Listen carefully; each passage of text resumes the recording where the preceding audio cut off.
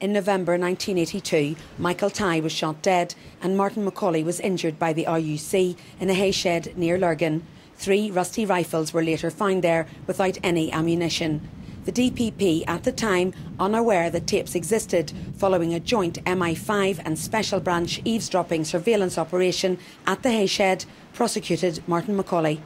In 1983, on learning the police officers involved had made false statements, the attack in the hay shed was investigated by John Stalker and subsequently by Colin Sampson, who discovered the original audio recordings had been destroyed by a senior police officer the day after the killing.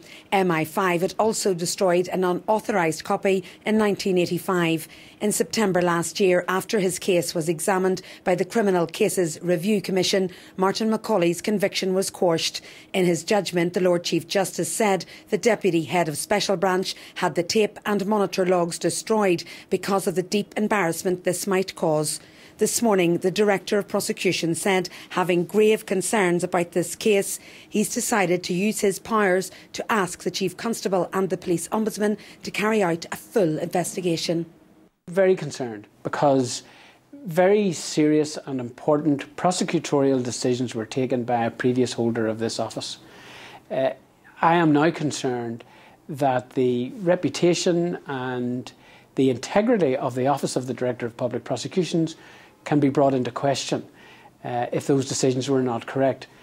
But what is most concerning me is that those decisions were taken without all of the available information, and that the reason why the information was not available is that it may have been as a consequence of a criminal conspiracy at the various high levels of the security establishment. Now, that requires an investigation of some significance.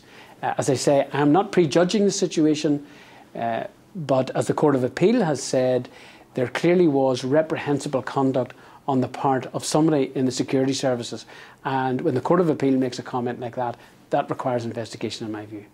So you believe there was a criminal conspiracy at the highest level? There may have been. There is sufficient evidence for me to suspect that there may have been a criminal conspiracy.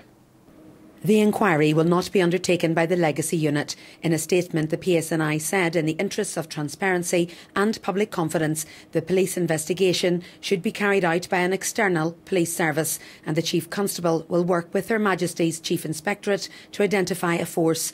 The solicitor who represents Martin McCauley has described the DPP's decision as an important step forward. It's very significant because you're actually talking about the highest level of the RUC at the time. Now, highest level goes right up to the top. And also the MI5, who were hand in glove at the time. And it remains to be seen as to how much of a detailed investigation will take place. If any of the Special Branch or MI5 officers are found guilty of conspiring to pervert the course of justice, they could face a prison sentence for what the Director of Public Prosecutions says is a serious offence. Jane Lockery, UTV Live, Belfast.